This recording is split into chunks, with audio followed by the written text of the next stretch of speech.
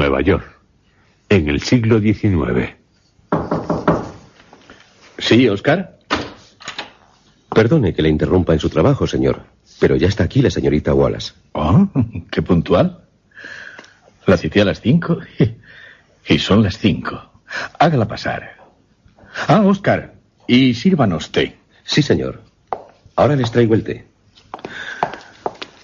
Emily Wallace. Una de las firmas más prestigiosas de The Raven Journal. Buenas tardes, señor. Oh, pase, señorita Wallace. Me sorprende. Es joven y muy atractiva. No me la imaginaba así. Le estoy muy agradecido, señorita Wallace, por haber aceptado. El caso me interesa. Se ha dicho que... Se han dicho acerca del caso del señor Valdemar muchas tonterías. ¿También en el Raven Journal? Bueno, pues la verdad es que en el periódico en el que usted escribe, señorita Wallace, y espero que no se ofenda por ello... No, no se preocupe. No me ofenderá si me dice que en el Raven Journal también se han dicho muchas tonterías sobre el caso del señor Valdemar. Se lo encargaron al estúpido de Mike Haynes, uno de los redactores más torpes. Pero aquí me tiene, dispuesta a escuchar su versión de lo ocurrido. Estoy convencida de que sobre el caso que ahora nos ocupa se ha difundido una historia, digamos, desvirtuada. No lo dude, señorita Wallace. Oh, pero por favor, siéntese. Gracias. ¿Sabrá algo de las teorías de Mesmer? Me temo que no. Y bien, le confieso que estoy impaciente por conocer su versión de los hechos. Perdonen, pero... Sí, Oscar. Sírvanos. A no ser que la señorita Wallace prefiera... Me gusta el té. ¿Sabe quién fue el primero que bebió té? No lo sé. ¿Quién fue? ¿Un japonés? Oh, no. Los japoneses descubrieron el té 2000 años después que los chinos. Ah, o sea que fue un chino. Un emperador chino. Hace más de 4000 años, hirviendo agua debajo de un árbol, cayeron en la olla algunas hojas. Las hojas del árbol, que era el árbol del té, dieron al agua un sabor maravilloso. No lo sabía. ¿Y usted, Oscar? Tampoco, señor. Creí que eran los indios los que... La India es el país que más té produce en todo el mundo. En la India y también en la isla de Ceilán, los ingleses crearon grandes plantaciones. Se dice que los ingleses beben más de 2000 tazas de té al año. Oh, interesante. Conste que hasta hace unos meses del té lo único que sabía era cómo beberlo. Tuve que escribir un reportaje sobre el té. Perdone, no estoy aquí para hablarle... Bueno, le agradezco que me haya ilustrado acerca del descubrimiento del té. Soy muy curioso. ¿Y yo? Por lo que ahora espero que sea usted el que me ilustre sobre el tema... ¿Sobre el caso Valdemar? Si no desean otra cosa... Oh, sí, Oscar. Puede retirarse. Gracias, señor. Espero que las pastas sean del agrado de ustedes. Seguro que sí.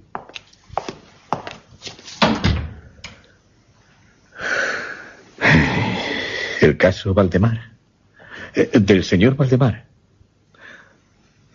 Debo serle sincero. No me sorprendió el que el caso provocara tantos comentarios y hasta discusiones. Dadas las circunstancias, de no haber levantado tantas polémicas habría sido un milagro. ¿Qué circunstancias? Las creadas por cuantos estuvimos implicados en el caso. ¡Qué gran error! Estuvimos de acuerdo en que, hasta que no tuviéramos la oportunidad de investigar más a fondo lo ocurrido, debíamos mantener el asunto alejado del conocimiento público. Y ya sabe lo que pasó. Lo contrario a lo que nosotros deseábamos. Se difundió entre la gente una historia que, al menos yo, considero espúrea. Una historia no solo falsa, sino también exagerada. Se convirtió en fuente de muchas desagradables tergiversaciones y, como es natural, de profunda incredulidad. Todos los partícipes en el caso somos culpables de ello. Pero el lamentarse no sirve para nada. Así que... ¿Me hizo llamar? Sí, señorita Wallace. Para que usted, en su periódico, dé a conocer los hechos tal como en verdad sucedieron. En la medida en que me es posible comprenderlos. Pero el té, señorita Wallace, se enfría. ¿Una pasta? Sí, gracias. Le recomiendo esta. ¿Y? Es deliciosa. Se lo diré a Oscar. Está muy orgulloso de las pastas que hace. Le alegrará saber que le gustan. El té, señorita Wallace. ¿Y por qué yo? Soy un asiduo lector suyo. Lástima haberme perdido su reportaje sobre el té. Estaría de viaje, porque todos los días desayuno con The Raven Journal. Y una mañana se atragantó leyendo la crónica de Mike Haynes sobre el caso del señor Valdemar. Cierto. Es un tipo odioso. Cuenta lo que le cuentan, y lo que le cuentan se lo cuentan en las tabernas. No se molesta en investigar. Pero leyéndola a usted nunca me he atragantado. Me gusta su estilo. Sé que no me defraudará. Bueno, le escucho. Pero, un momento. Juraría que guardé... Aquí está. Mi libreta. Tomaré notas. ¿Ya? Sí, ya. Durante los últimos 3 años, más o menos, el mesmerismo atrajo repetidamente mi atención. ¿Sabe lo que es? El mesmerismo. La doctrina del magnetismo animal. ¿Cómo hipnotizar? Es cierto, señorita Wallace. Mesmer para muchos no fue otra cosa que un charlatán. Pero no para mí. De repente, hace unos 9 meses, se me ocurrió que, en la serie de experimentos hechos hasta entonces, existía una omisión muy notable e inexplicable. ¿Qué omisión? Nunca se había hipnotizado a nadie in articulo mortis, al borde de la muerte. ¿A punto de morir? Así que, aun no habiendo sido nadie hipnotizado en tal estado, quedaban por comprobar varias cuestiones. ¿Qué cuestiones? En primer lugar, si el paciente, in articulo mortis, sería susceptible de influencia magnética. En segundo lugar, si en el caso de que lo fuera, si su estado aumentaba o disminuía tal influencia. Y en tercer lugar, hasta qué punto, o por cuánto tiempo, el proceso magnético podría detener el avance de la muerte. Algo apasionante. Sí, algo apasionante, desde luego. Quedaban por aclarar otras cuestiones, pero las que más me interesaban eran las que le acabo de decir, sobre todo la última, por la gran importancia que podrían tener sus consecuencias. ¿Y qué hizo? Ante todo, pensar si entre mis conocidos habría alguno que me pudiera ayudar a la verificación de tales puntos. Acabé acordándome de mi amigo, Ernest Valdemar. El compilador de la biblioteca forénsica. El mismo. Goza por tal compilación de una gran fama. Y justa. Es también, bajo el seudónimo de Issachar Marx, el autor de las traducciones al polaco de Wallenstein, la conocida trilogía dramática del poeta Johann Christoph von Friedrich Schiller, y de Gargantúa, novela del francés François Rabelais. Y el señor Valdemar, desde 1839, residió en Harlem, cerca de aquí, en Nueva York. Pienso que en un futuro no muy lejano, tal pueblo será absorbido por esta ciudad. El señor Valdemar es, bueno, o era... ¿Es o era? Permítame que prosiga. Perdón, desde luego. ¿Otro té, señorita Wallace? Se lo agradezco, pero no más pastas. Engordan. Si está frío... Oh, no. Está perfecto. ¿Oh? El señor Valdemar siempre se distinguió por su extremada delgadez. Sus piernas... ¿Sí? Sus piernas se parecían mucho a las de John Randolph. ¿A las de John Randolph? ¿Ese congresista que decía ser descendiente de Pocahontas? Un tipo tan excéntrico. Perdone, pero me estoy imaginando las piernas del señor Valdemar. También llamaba la atención por sus patillas blancas que tanto contrastaban con su pelo negro. Algunos creían que usaba peluca. Era de un temperamento muy nervioso. Un temperamento que le convertía en un buen sujeto para experimentos mesméricos. 2 o 3 veces lo había hipnotizado con facilidad. Pero... ¿Pero qué? Me decepcionó bastante al no alcanzar otros resultados que, dada su especial constitución, había previsto. ¿Por ejemplo? Su voluntad nunca logré que quedase bajo mi total dominio. No pude ejercer sobre él un control absoluto. Y respecto a la clarividencia, no conseguí ningún resultado del que me pudiera fiar. No supe si, sometido al estado hipnótico, percibía lo que, en un estado normal, no se es capaz de captar. Siempre atribuí mis fracasos a su mala salud. Unos meses antes de conocernos, los médicos le habían declarado tuberculoso crónico. La verdad es que el señor Valdemar acostumbraba a referirse a su cercana muerte con una sorprendente tranquilidad. Para él, el morir era algo que no se puede evitar, ni tampoco lamentar. Por lo que me acaba de decir, parece que el señor Valdemar resultaba una persona apropiada para lo que pensaba llevar a cabo, ¿no? Efectivamente. Sabía, porque conocía bien su forma de pensar, que no se iba a negar a colaborar conmigo. Lo que me proponía entraba dentro de su filosofía. Y sin parientes en América de los que pudiera temer una intromisión.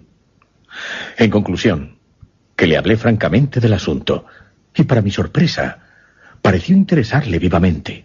¿Para su sorpresa? Sí, para mi sorpresa, señorita Wallace. Porque, aunque con anterioridad siempre se había prestado de buen grado a mis experimentos, nunca demostró por ellos particular interés.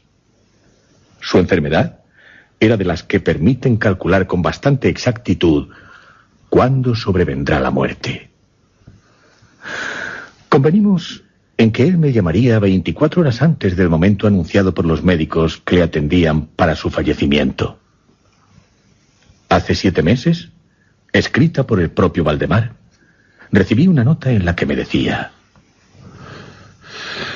Estimado P., ya puede usted venir. Tanto el doctor D como el doctor F coinciden en que no pasaré de mañana a medianoche. Y puedo asegurarle de que han calculado muy bien, Valdemar. La nota me fue entregada media hora después de haber sido escrita. Al momento me fui a su casa. Al cuarto de hora ya estaba en la habitación del señor Valdemar. Del moribundo Valdemar. No le había visto desde hacía 10 días y me aterró el espantoso deterioro que en ese tiempo se había producido en él. ¿Qué alteraciones presentaba? Su rostro, señorita Wallace, era de un terrible color plomizo. No había el menor brillo en sus ojos. Y aunque siempre había sido extremadamente delgado, como ya le dije, en tal ocasión estaba muy demacrado. Tanto que la piel se había abierto en los pómulos. Su rostro era horrible. Sí, no lo dudo, a juzgar por lo que me ha dicho. No paraba de toser. La expectoración acabó alterando mis nervios. Su pulso apenas se percibía. Sin embargo, conservaba una notable claridad mental. Diría que extraordinaria. Y las fuerzas no le habían abandonado por completo. Me habló con claridad. Tomaba, sin necesidad de que nadie le ayudara, algunos calmantes. Lo encontré al entrar en su habitación, recostado en la cama sobre varias almohadas, escribiendo notas en una libreta. ¿Estaba solo? Oh, no, señorita Wallace. Le acompañaban los doctores D y F. Estaban a su lado atendiéndole. Luego de estrechar la mano a Valdemar, llevé aparte a los médicos y les pedí que me detallaran el estado del paciente. ¿Qué le dijeron? El pulmón izquierdo de Valdemar, desde hacía 18 meses, estaba en un estado semióseo o cartilaginoso, no pudiendo en absoluto desempeñar su función vital. ¿Y el pulmón derecho también? El pulmón derecho, en la parte superior, también estaba parcial o totalmente osificado. La parte inferior era ya solo un amasijo de tubérculos purulentos entremezclados. Ya todo en la parte inferior era esa masa blanquecina purulenta que se forma en los pulmones de los afectados por la tuberculosis. Había varias perforaciones importantes y una parte del pulmón estaba definitivamente adherida a las costillas. Es algo terrible. Sí, señorita Wallace, algo terrible. Los doctores también me dijeron que las alteraciones del lóbulo derecho del pulmón eran recientes. El proceso de osificación se había extendido con una rapidez poco frecuente, insólita.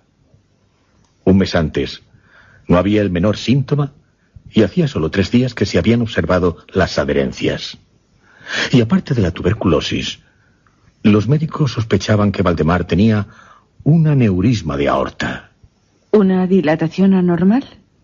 Pero los síntomas de osificación impedían hacer un diagnóstico exacto. Los doctores opinaban que moriría hacia la medianoche del día siguiente, domingo. Eran las 7 de la tarde del sábado cuando hablaba con ellos. Tanto el doctor D como el doctor F, al retirarse de la cabecera de la cama de Valdemar para hablar conmigo, se habían despedido de él. Se habían despedido para siempre. Pero, a petición mía, aceptaron visitar al paciente hacia las 10 de la noche del día siguiente. ¿Y se quedó solo con el señor Valdemar? No, solo no, porque también estaban en la habitación un enfermero y una enfermera. Pero como si lo estuviéramos. Porque tanto el hombre como la mujer se mantenían retirados de nosotros. Cuando se fueron los médicos, hablé francamente con Valdemar de su cercana muerte y del experimento que le había propuesto. ¿Y seguía dispuesto a llevarlo a cabo? Oh, sí. Y no solo eso. Estaba ansioso porque lo realizara. Me insistió en que lo empezara. Pero no me sentía autorizado a llevar a cabo una intervención de tal naturaleza solo con la presencia de aquellos testigos. En caso de algún accidente repentino, la verdad, no confiaba en ellos, por lo que aplacé el experimento hasta cerca de las 8 del día siguiente. Fue la hora en que llegó el señor Theodore L., un estudiante de medicina a quien conocía. Él me libró de toda preocupación. Mi intención inicial había sido la de esperar a los médicos. ¿Y no les esperó? No aguardé a que llegaran. Me vi obligado a proceder no solo por la insistencia del propio Valdemar, sino también porque llegué a la conclusión de que no había tiempo que perder. Valdemar empeoraba rápidamente, se consumía. ¿Y qué hizo? Pedí a Theodore que anotara todo cuanto ocurriera. Él accedió amablemente a mi petición. Lo que le voy a relatar a continuación está sacado de sus notas. Notas, unas abreviadas, otras verbatim, palabra por palabra. ¿Podré...? ¿Sí, leerlas? Por supuesto, señorita Wallace. Después se las dejaré. Continúe. La verdad me tiene expectante. Faltaban 5 minutos para las 8, cuando, tomando la mano del paciente, le rogué que manifestara con toda la claridad que le fuera posible al allí presente Theodore L., que estaba dispuesto a que yo le hipnotizara en el estado en que se encontraba. ¿Qué dijo? Su respuesta, aunque débil, pero audible, fue esta. Sí. Quiero ser hipnotizado. Temo que lo haya retrasado demasiado. Retrasado. Me extrañó su comentario. Pero mientras decía tales palabras, yo ya había comenzado a hacer los pases que sabía, por anteriores ocasiones, que eran los más efectivos con él. ¿Pases? Sí, pases magnéticos. Le ruego que... Bueno, al decir pases, me refiero a los movimientos que son necesarios hacer con las manos para hipnotizar a personas. Ah, ya. Imitan el movimiento que se emplea para imantar el acero. ¿Y eso? Según Mesmer, en quien yo creo, los astros influyen en el cuerpo humano. Los astros ejercen un influjo mutuo entre sí. Y a su vez, como escribió en De Planetorum Influxu in Corpus Humanum sobre el cuerpo humano, llegando a condicionar, modificar su sistema nervioso de una forma semejante a la atracción que el hierro recibe del imán. El cuerpo humano tiene una propiedad similar a la del imán. Mesmer llamó a tal propiedad magnetismo animal. Y a sus pacientes los trató con imanes, hasta que se dio cuenta de que no era el imán lo que curaba a sus pacientes, sino la influencia psíquica que él mismo irradiaba. Por lo que a partir de entonces, en vez de imanes, pasó sus manos por las partes enfermas de sus pacientes. Tales pases son los pases magnéticos. Comprendo. Decía que usted comenzó a hacer unos pases al señor Valdemar. Sí. Y noté enseguida el efecto causado en él por el primer movimiento lateral de mi mano sobre su frente. Pero después, aunque empleé todos mis poderes, no logré otros efectos, o al menos no me resultaron perceptibles hasta después de las 10. Ya habían llegado los doctores de IF. Les expliqué en pocas palabras cuáles eran mis intenciones. Y como nada objetaron, dado que el señor Valdemar agonizaba, continué el experimento. Cambié los pases laterales por otros verticales y dirigí la mirada directa, fijamente, al ojo derecho de Valdemar. Su pulso ya era casi imperceptible. Su respiración eran estertores a intervalos de medio minuto. Así, durante un cuarto de hora. Al acabar este periodo, un suspiro natural pero muy profundo surgió del pecho del moribundo, cesando la estertórea respiración. Digamos que los estertores no eran perceptibles. No cambió el ritmo de la respiración. Valdemar tenía las manos y los pies como el hielo, totalmente heladas sus extremidades. ¿Y la influencia hipnótica? Fue a las 11:05 cuando percibí signos inequívocos de la influencia mesmérica. ¿Qué señales? Su mirada, vidriosa, adquirió esa expresión desasosegada que es fruto de todo examen interior, algo que jamás se ve sino en casos de hipnotismo. Resulta inconfundible. Unos cuantos pases laterales le hicieron parpadear, como al acercarse al sueño. Palpitaron, le temblaron. Y con otros pases se los cerré por completo. Sin embargo, no me quedé satisfecho con el estado que presentaba Valdemar, por lo que continué los pases, empleando a fondo mi voluntad hasta lograr que todos sus miembros quedaran rígidos. Le había colocado con anterioridad en la posición que juzgué le sería más cómoda. Las piernas, los brazos estirados, la cabeza algo levantada. Cuando finalicé con tales pases, ya era medianoche. Pedí a los doctores que examinaran el estado de Valdemar. Tras algunas comprobaciones, admitieron que se hallaba inmerso en un profundo trance hipnótico, un trance hipnótico bastante insólito. O sea que le sorprendió. Cierto. Y también aumentó la curiosidad que tenían, diría que en grado sumo. El doctor D decidió pasar toda la noche a la cabecera de Valdemar, mientras que el doctor F se retiró prometiendo volver al amanecer. Theodor L, así como los enfermeros, también se quedaron. ¿Qué hicieron? Dejamos descansar al paciente hasta cerca de las 3 de la madrugada. Luego me acerqué a él y le encontré en el mismo estado en que se hallaba al irse el doctor F. El señor Valdemar no había movido ni un dedo. No, cierto, ni un dedo, señorita Wallace. Yacía en la misma posición y su pulso era imperceptible. ¿Respiraba sin esfuerzo? Sí, respiraba tranquilamente, aunque casi de una manera imperceptible. Su respiración, si no se le acercaba un espejo a los labios, no se le notaba. Sus párpados cerrados con naturalidad, y sus extremidades tan rígidas y frías como el mármol. Su aspecto debía de ser... ¿Sobrecogedor? No lo crea, señorita Wallace. Su apariencia en general no era precisamente la de la muerte. Al acercarme a él, intenté influir haciendo un ligero esfuerzo sobre su brazo derecho para que así siguiera los movimientos del mío, que movía suavemente sobre su cuerpo. Anteriormente con otros pacientes no lo había logrado. Y la verdad es que con Valdemar tampoco pensaba que lo lograría. Pero para mi asombro, su brazo seguía, débil pero seguro, el movimiento que hacía el mío. Decidí decirle algo. Señor Valdemar, ¿duerme usted?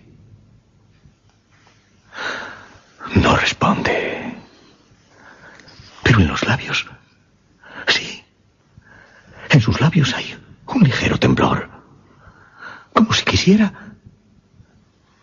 Señor Valdemar, ¿está dormido? Los labios le siguen temblando. Señor Valdemar, ¿duerme usted? Su cuerpo se ha agitado con un ligero estremecimiento. Sus párpados se abren un poco, lo suficiente para que pueda ver una línea blanca en sus ojos. Los labios se mueven. Algo parece que... Sí. Ahora estoy dormido. Valdemar, yo no me despierte. No me despierte. Déjeme morir. Así. Sus brazos están tan rígidos, tan fríos como antes.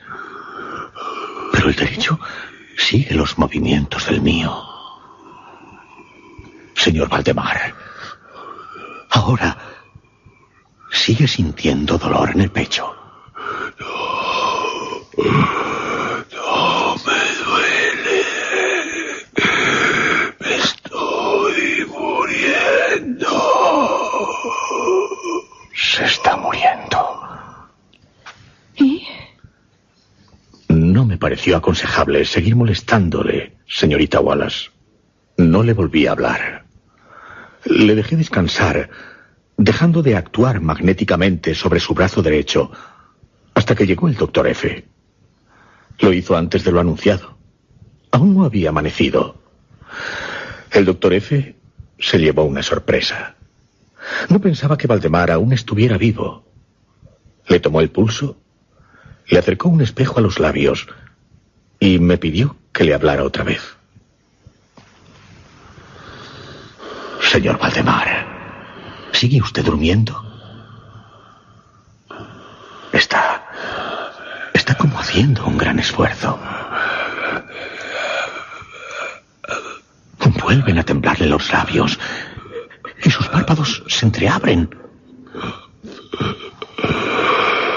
Sí. Aún duermo y muriéndome. La opinión, o mejor será decir que el deseo de los doctores, fue el dejar al señor Valdemar en aquel estado hasta que le sobreviniera la muerte. Suponíamos que sucedería pasados pocos minutos. Decidí, sin embargo, dirigirle la palabra una vez más, repitiendo la misma pregunta. Señor Valdemar, ¿sigue usted durmiendo? Sí, se está produciendo un notable cambio en su rostro. Sus facciones, sus párpados se abren muy lentamente. En sus ojos, las pupilas girando hacia arriba, desaparecen. Y la piel, toda la piel de su rostro, adquiere una tonalidad cadavérica, más semejante al papel blanco que al pergamino. Los círculos sépticos, las manchas redondas que hasta ahora se veían en el centro de cada una de sus mejillas, se apagan. Lo hacen con brusquedad, como la llama de una vela cuando se apaga de un soplo.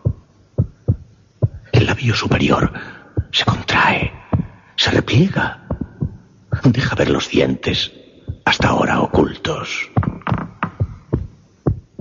La mandíbula inferior se ha aflojado. El ruido que ha producido, todos lo hemos oído. Su boca queda abierta de par en par. Y la lengua, hinchada, ennegrecida. Valdemar.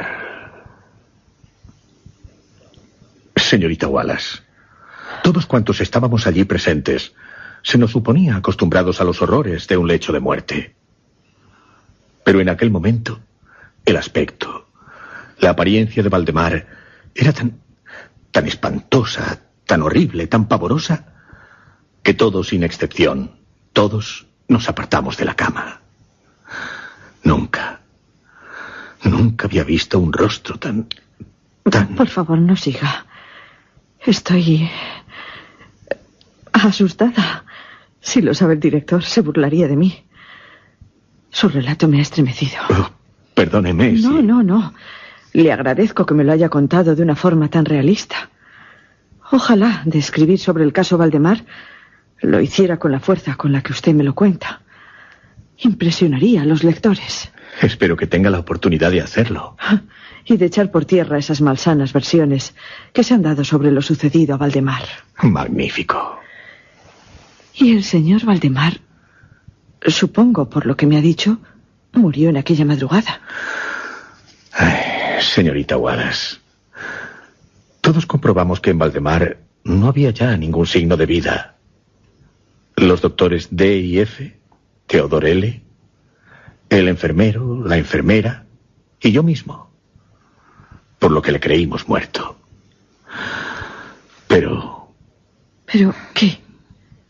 ¿No me irá usted a decir que... o sí me lo dirá? No sé, señorita Wallace. No sé si usted me creerá. ¿Y por qué no había de creerle? Es que lo que ocurrió seguro que la asombrará. La asombrará en caso de que no se muestre incrédula. Temo que... Se lo ruego, continúe. Usted confía en mí y yo confío en usted. ¿De acuerdo? De acuerdo, señorita Wallace. Y si... también considero que mi deber es continuar contándole la historia, la verdadera historia de lo que pasó en casa del señor Valdemar. Íbamos a confiarlo, convencidos de que había muerto, a los enfermeros. Fue cuando, disponiéndonos a salir de la habitación, oímos algo a nuestras espaldas. Algo horrible. Algo que nos dejó paralizados. ¿Qué ha sido eso? ¿Qué ha sido eso?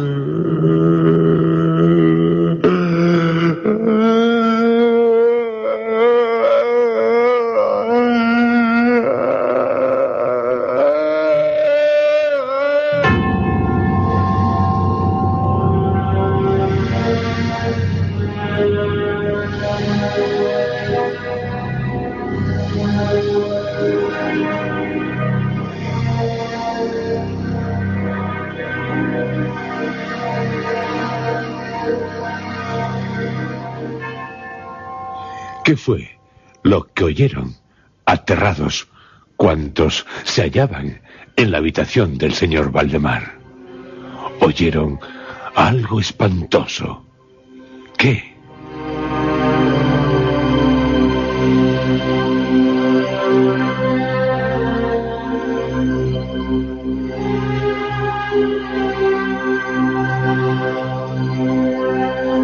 Si usted se atreve, lo sabrá en nuestro próximo programa, como también sabrá la verdad, toda la verdad, sobre el caso del señor Valdemar. No se pierda nuestro próximo programa. Se lo seguirá pasando de miedo, con Edgar Allan Poe.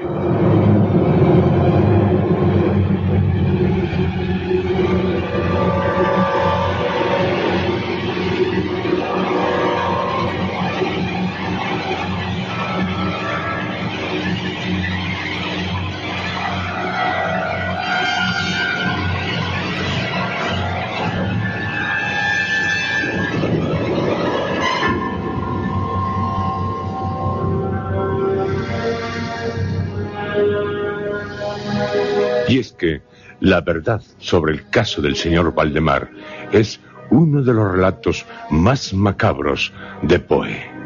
Cuando se publicó por primera vez, causó entre los lectores del American Review en diciembre de 1845 una gran conmoción. Las descripciones de Poe les pusieron los pelos de punta. Algunos las consideraron repulsivas. En la actualidad, pasados 153 años de su publicación, sigue estremeciendo, porque poco a poco nos hunde en el terror, como solo un maestro del género sabe hacer.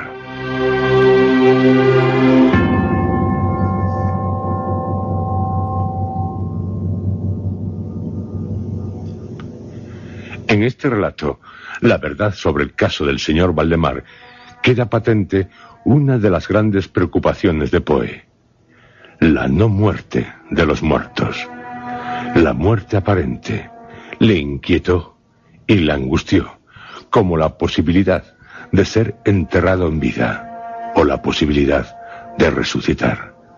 Temáticas que, tras Poe, cultivaron muchos autores, pero la verdad sobre el caso del señor Valdemar es inigualable. Resulta, ante todo, veraz, tanto que, como ya les hemos dicho, no pocos creyeron que se trataba de un caso real. Veraz porque Poe no duda en planteárnoslo de tal manera, pese a que se trata de un caso de mesmerización, y en la magnetización no todos creían, pero Poe la hace creíble por la manera en que la pone en práctica el narrador.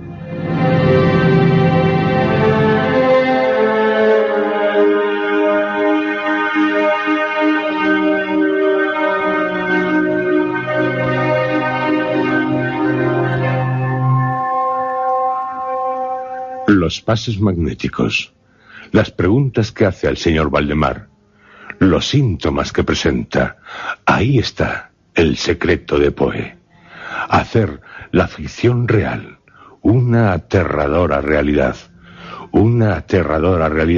a la que usted, todos, estamos viviendo.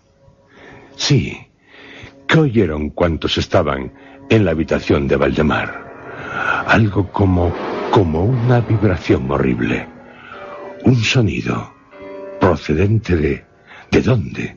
Porque el señor Valdemar había muerto, no tenía ningún signo de vida, o no era así.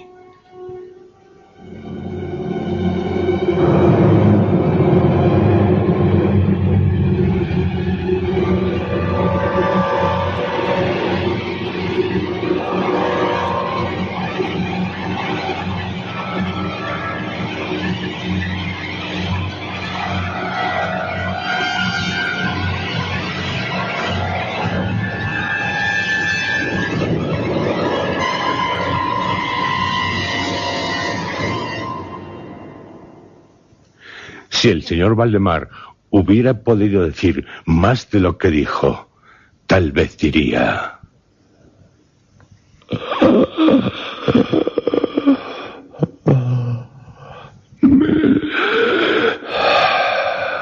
me estoy hundiendo en un abismo negro, muy negro. Ni una mota de luz, ni el más leve sonido. La experiencia a la que accedí someterme in articulo mortis al borde de la muerte es algo horrible. Vivir sin vivir, morir sin morir y seguir hundiéndome en un abismo eterno. No. Y en ese abismo le veo a usted.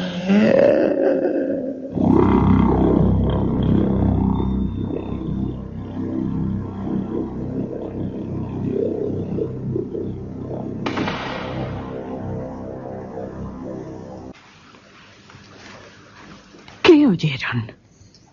Algo horrible. Algo que nos dejó paralizados. ¿Qué ha sido eso? ¿Qué ha sido eso? ¿Qué es eso? Es algo espantoso.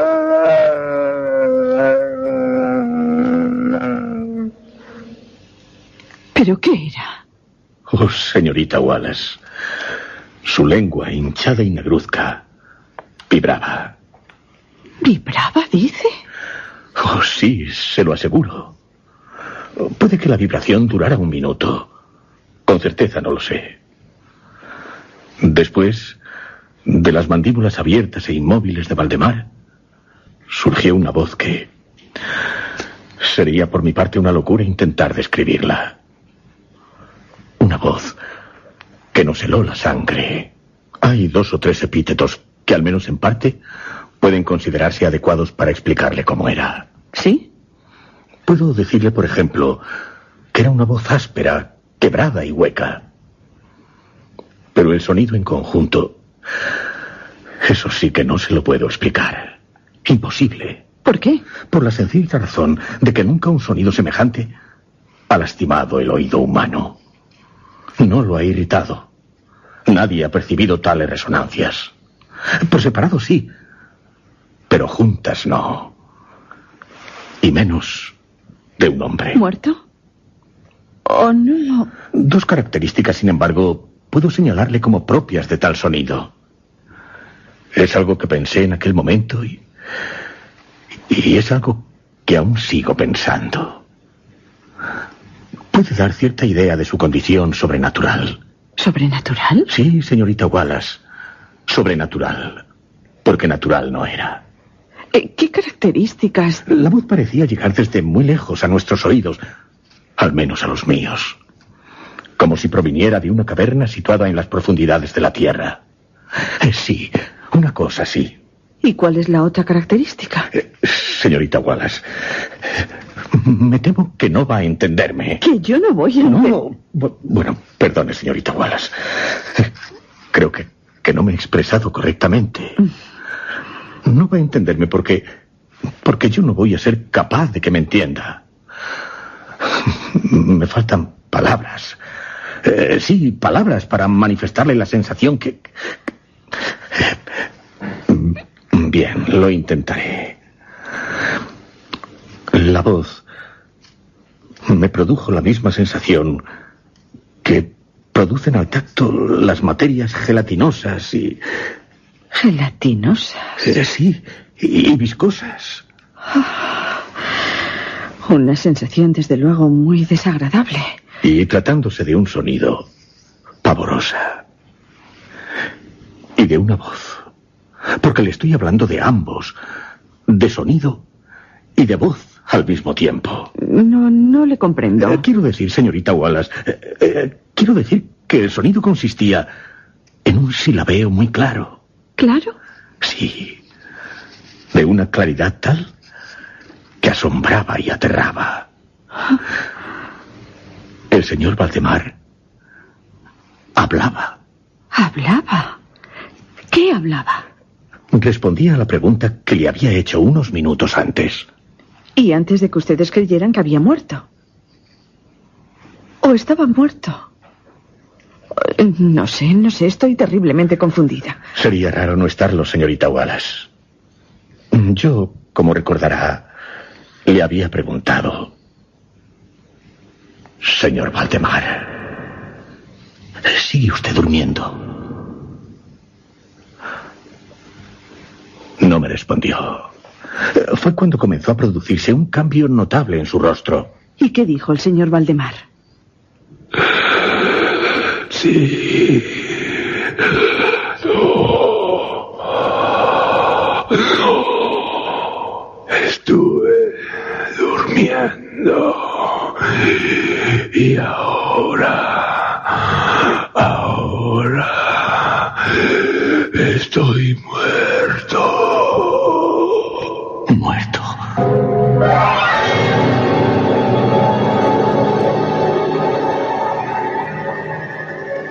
Eso fue lo que dijo, señorita Wallace. que estaba muerto.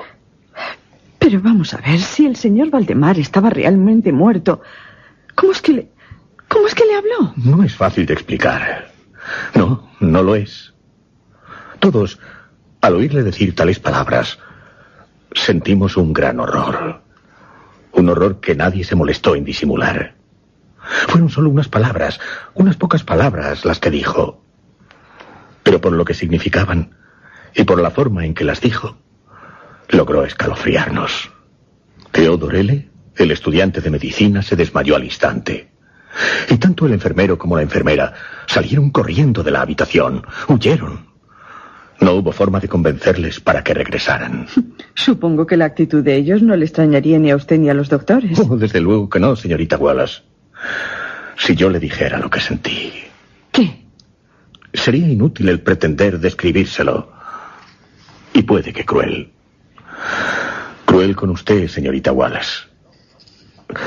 Fue algo más que miedo, terror, pavor. Fue mucho más que eso. Debe conformarse con estas palabras. De acuerdo. ¿Y qué hicieron? Ante todo, intentar reanimar a Theodore L. Y durante casi una hora, tanto los doctores como yo permanecimos en silencio mientras atendíamos al estudiante. Cada uno inmerso en sus pensamientos o en sus pesadillas.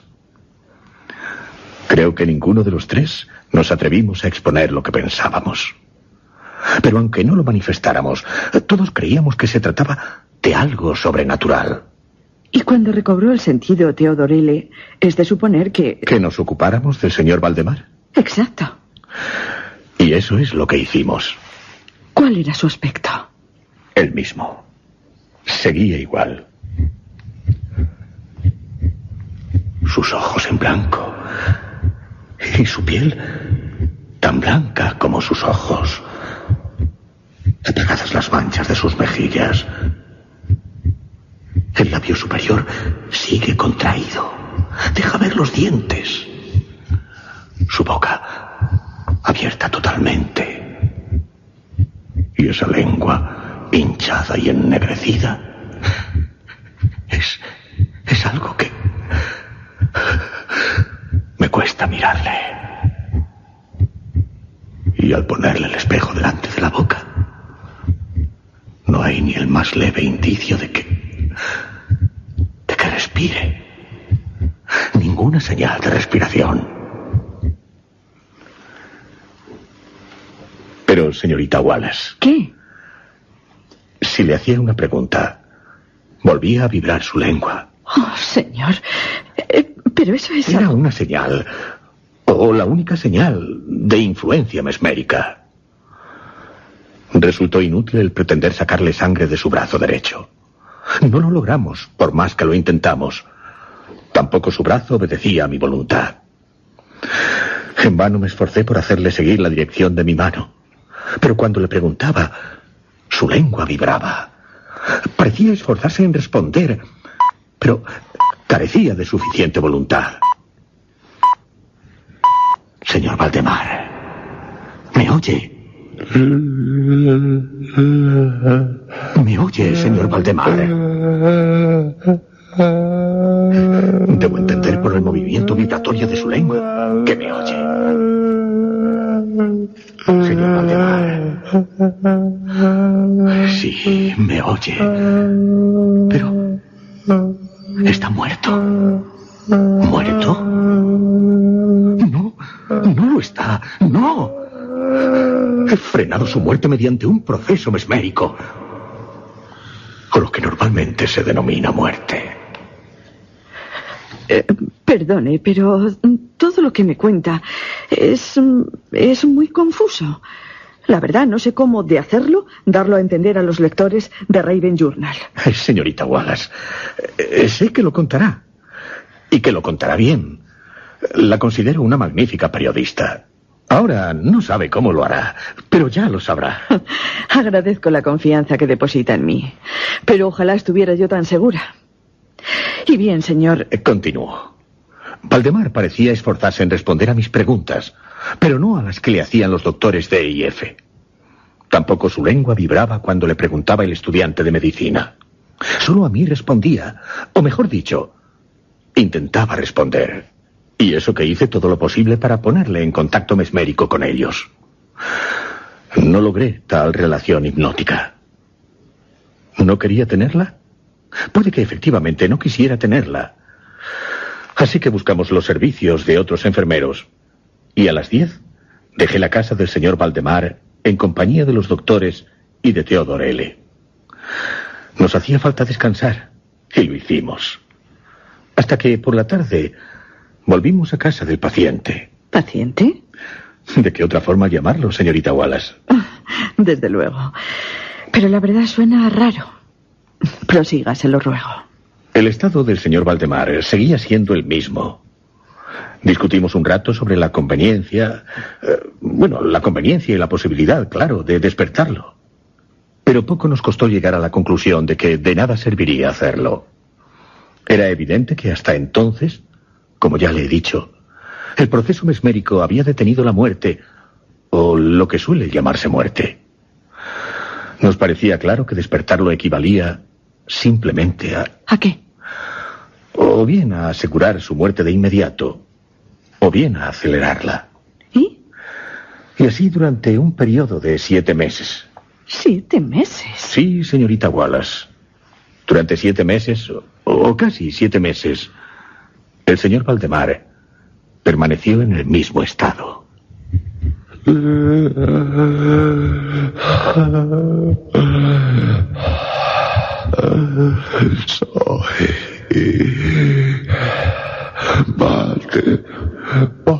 Valdemar.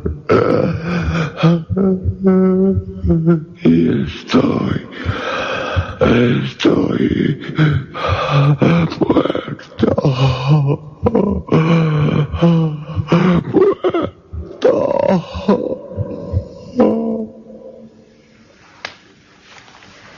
¿Qué hizo? ¿O qué hicieron durante esos meses? Le visitamos a diario. Algunas veces acompañados por otros médicos o alguna amistad. Los enfermeros le atendían constantemente. Hasta que a finales de la semana pasada... ¿Se decidieron a hacer algo más? Sí. El viernes pasado decidimos llevar a cabo el experimento de despertarle. O de intentar despertarle. Es muy posible que el resultado de tal experimento, el desafortunado resultado, fuera lo que levantó tanta discusión, tanta polémica en círculos privados. Y no tan privados. Cierto, señorita Wallace. La reacción popular ante tal experimento... Bien, ya sabe lo que opino. Fue una reacción muy desafortunada, porque la versión que se dio de los hechos fue tergiversada y de una forma espúrea, exagerada. Confío en que usted será quien dará a conocer la verdad, la auténtica verdad de lo sucedido. Gracias, le escucho. El viernes pasado, con el propósito de sacar al señor Valdemar del trance hipnótico, hice los pases habituales para ello. Con tales pases, los mesmerizados despiertan. Pero... No lo logró. No, señorita Wallace. No lo logré. No lo logré durante un buen rato. Pero después... ¿Qué? El iris. El iris de sus ojos.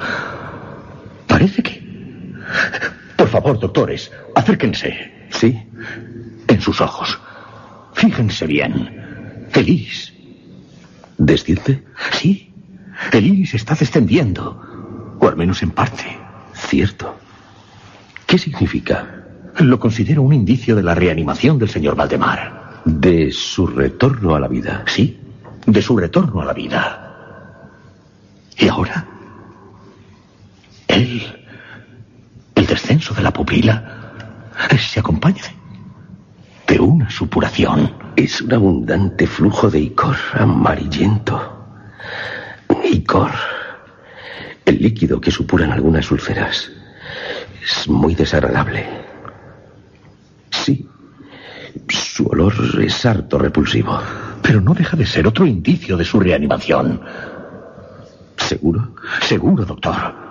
¿Por qué no intenta influir, como antes lo hacía, en el brazo derecho del señor Valdemar? Lo haré. Con estos pases. Con estos pases tenía que... Pero no. Su brazo no sigue al mío. No se mueve. Hágale alguna pregunta. Sí, pregúntele. No sé. Déjeme pensar. ¿Qué es lo que siente o lo que desea? De acuerdo. Señor Valdemar. Señor Valdemar, ¿puede explicarnos lo que siente? ¿Lo que siente y lo que desea? Lo que siente y desea, señor Valdemar. Y parece que... Miren. ¿Qué es? Vuelve el color a sus mejillas. Se están marcando los círculos sépticos. Y su lengua vibra. Señor Valdemar, repito, ¿puede explicarnos lo que siente y lo que desea? La lengua. Su lengua tiembla. Gira violentamente en la boca, aunque la mandíbula y los labios siguen rígidos. Está como rodando. ¿Qué está haciendo? Intentar hablar. Es horrible.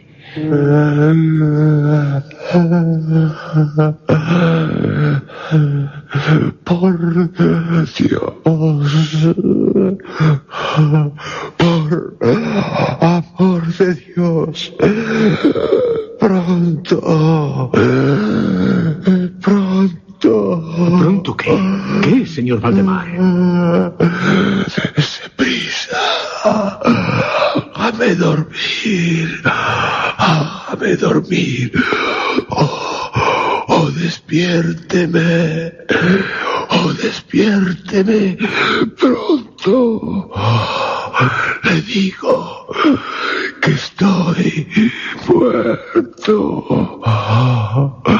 Le digo que estoy muerto. Haga algo. Yo no sé qué puedo hacer. Pronto. Ha dicho que está muerto. Señor Valdemar. Muerto. No, debe calmarse. Siga mis manos sobre su cuerpo. Sígalos. Lo conseguirá. No pare. Le despertaré, señor Valdemar. Cálmese, por favor, cálmese. No puedo despertarle, no puedo. No se mueven sus labios, pero la lengua. Muerto.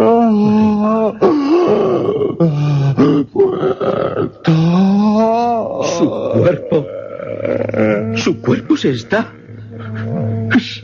encogiendo. Se contrae. Se deshace. Entre mis manos. Se deshace entre mis manos. Se pudre. Esto es. Sobre la cama solo hay una masa líquida. Una masa de repugnante, de abominable putrefacción. Solo queda esta asquerosidad de Valdemar.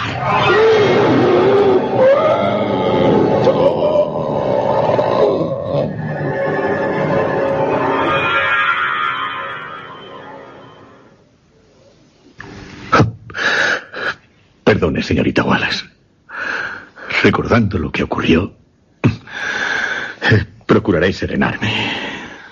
Increíble. Pero cierto, se lo aseguro. Eso fue en verdad lo que ocurrió. Eso. Solo eso. ¿Solo eso? Algo horrible. Cada vez que recuerdo aquellas últimas palabras suyas.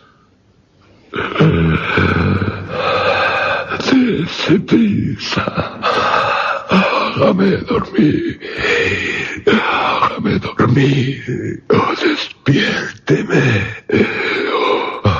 Oh, despiérteme pronto.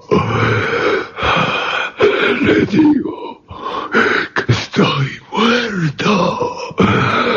Le digo que estoy muerto. Sí. Cada vez que la recuerdo, siento un espantoso escalofrío. Puede que con el paso del tiempo logre olvidarlas. Aunque me temo que no. Y yo creo que tampoco nunca podré olvidar cuánto me ha contado. Y puede que tampoco quienes lean lo que escribiré sobre el caso en el The Raven Journal. Aunque ahora me pregunto cómo contarlo. Lo único que sé es cómo titular mi artículo. La verdad sobre el caso del señor Valdemar.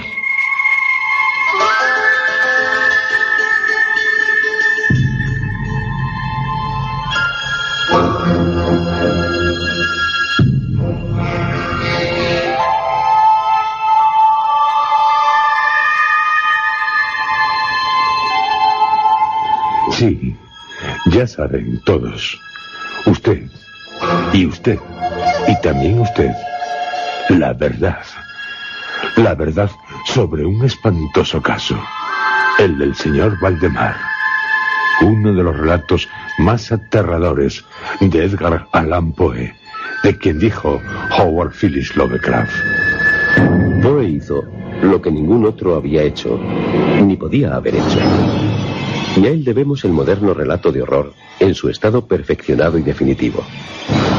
La suya es la visión magistral del terror que nos acecha fuera y dentro de nosotros.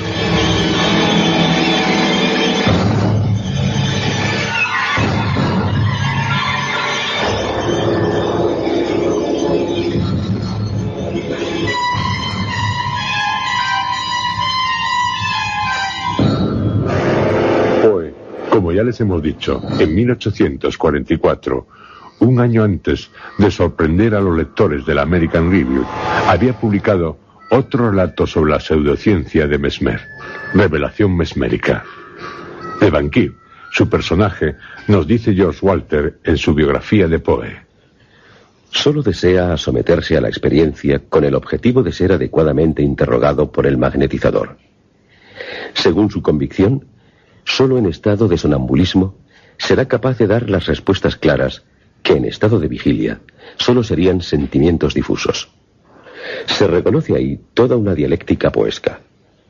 Y como en realidad es el autor quien plantea las preguntas a su personaje, se trata nada menos que de la existencia de Dios y de la inmortalidad del alma.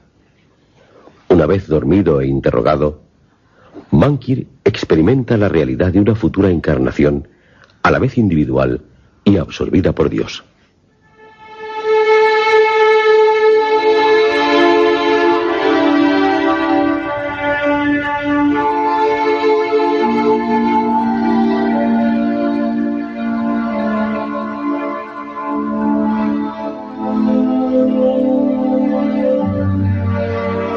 Revelación Mesmérica es un relato muy inferior a la verdad sobre el caso del señor Valdemar, en el que se lleva a cabo una audaz y terrible experiencia. Pero al principio del mismo queda expuesto lo que Poe piensa del mesmerismo.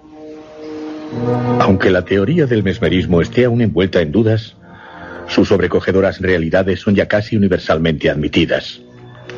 Los que dudan de estos pertenecen a la casta inútil y despreciable de los que dudan por pura profesión.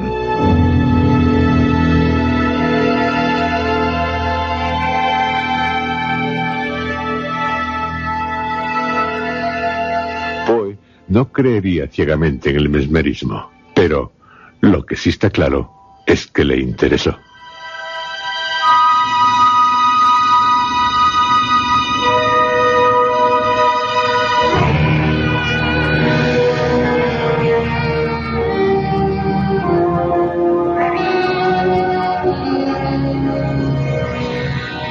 Es curioso que un relato tan escalofriante como La verdad sobre el caso del señor Valdemar sea uno de los de Poe menos adaptados al cine.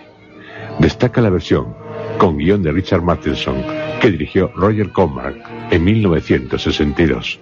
Se trata de uno de los sketches de la película Historias de terror, basada en cuentos de Poe. El último. Le anteceden, y por este orden, Morella y el gato negro, síntesis del relato así titulado y de El barril del amontillado. En mi opinión, el mejor de los tres es el del señor Valdemar. El sketch se inicia con una inquietante pregunta, mientras unas gruesas gotas de sangre van formando una mancha.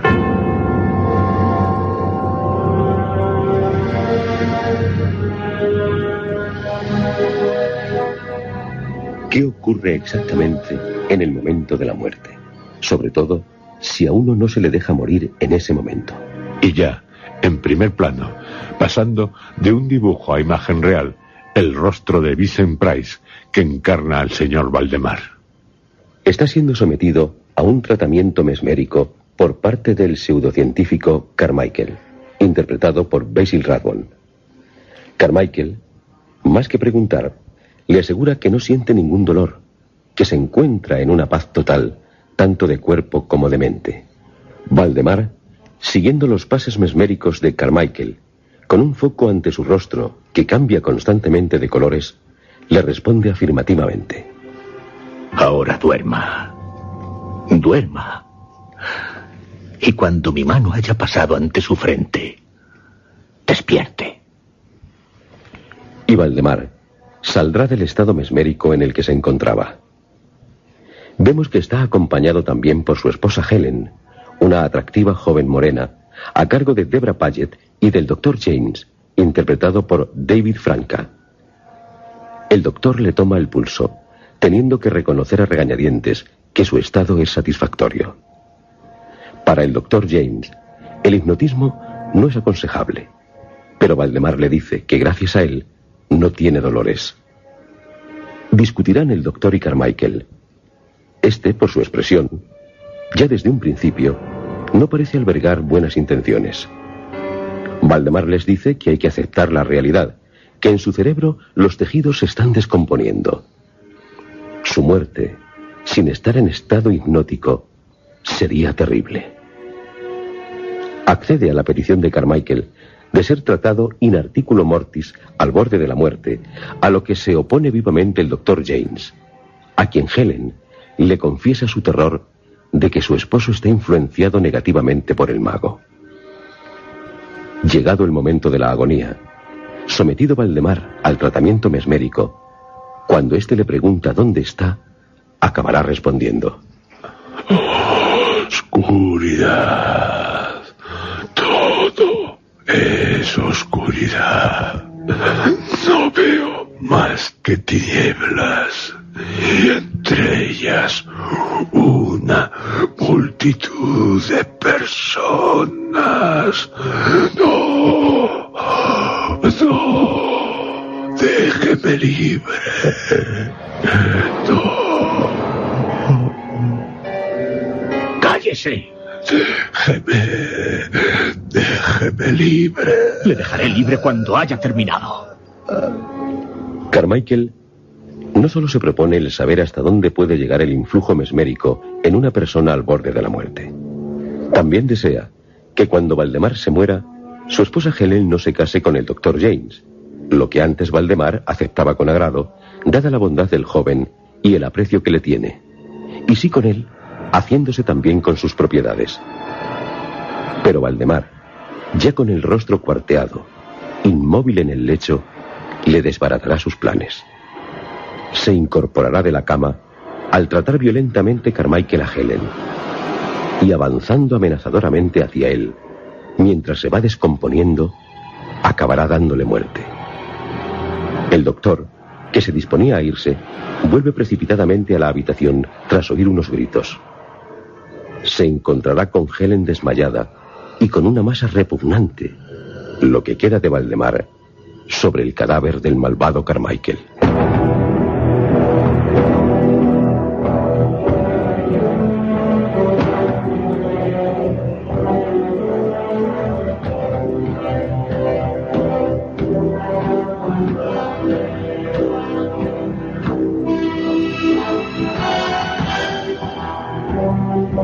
Esta es, por ahora, la mejor adaptación al cine de la verdad sobre el caso del señor Valdemar. Las licencias respecto al original de Poe que se permiten tanto Richard Matheson como Roger Corman no desvirtúan el argumento.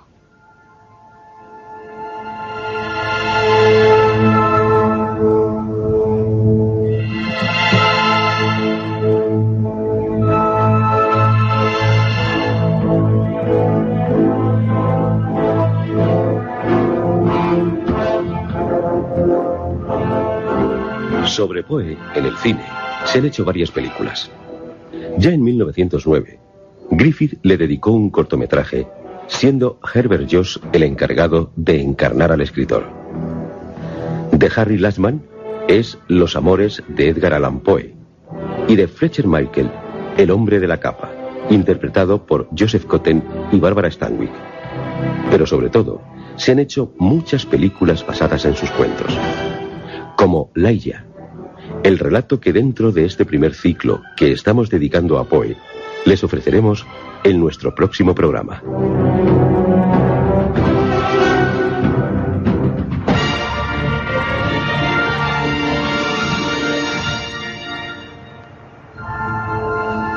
Laia se publicó por primera vez en el American Museum of Science, Literature and the Arts en septiembre de 1838. Un relato angustiante.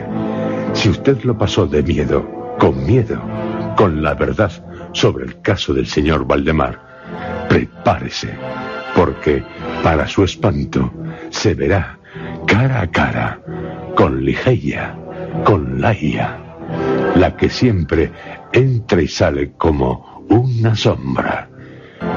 Ninguna mujer igualó la belleza de su rostro. Es aérea, arrebatadora, ligera, elástica, majestuosa, pero...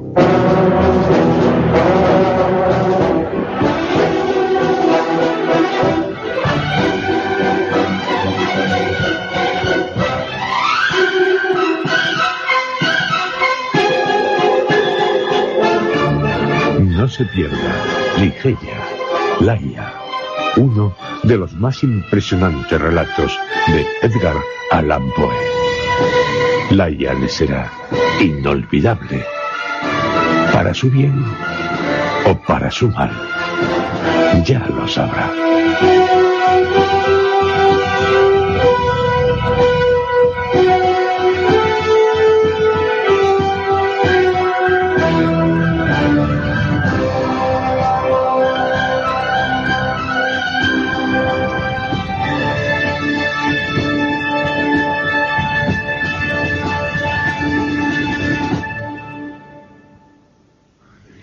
Y el señor Valdemar, según nos contó quien lo sometió a su influencia magnética, el señor Valdemar se encogió, se deshizo, se pudrió entre sus manos. Del señor Valdemar solo quedó una masa casi líquida, una masa repugnante, de abominable putrefacción. Solo quedó, según el magnetizador, una asquerosidad. Seguro que solo eso, porque algo más ocurrió, algo espantoso.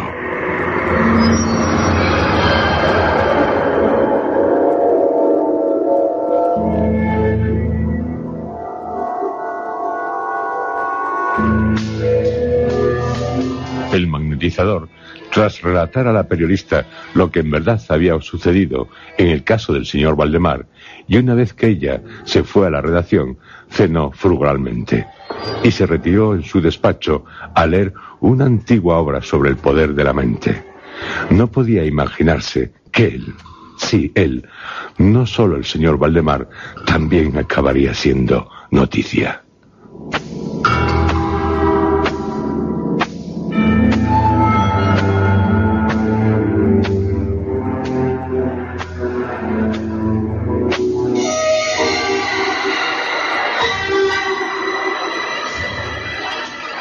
A medianoche, un olor le hizo interrumpir la lectura.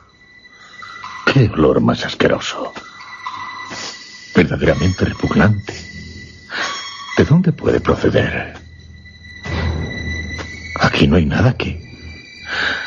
Ay, cada vez es más pestilente. Se levantó y... Bajo la puerta. Sí, bajo la puerta. Se está deslizando una masa, casi líquida, viscosa. ¡Oh, no! Me recuerda a lo que quedó del señor Valdemar. Pero Eso no puede ser. ¡Qué locura! El señor Valdemar.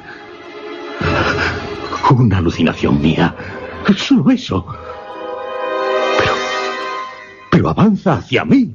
Soy Valdemar, una masa hedionda, pero mi mente está viva y dispuesta a magnetizarle, a que venga al horrible mundo en el que me ha hundido. No. Sí, usted será como yo. Estará vivo sin vivir, muerto sin morir. Míreme bien, fije sus ojos en mí. Así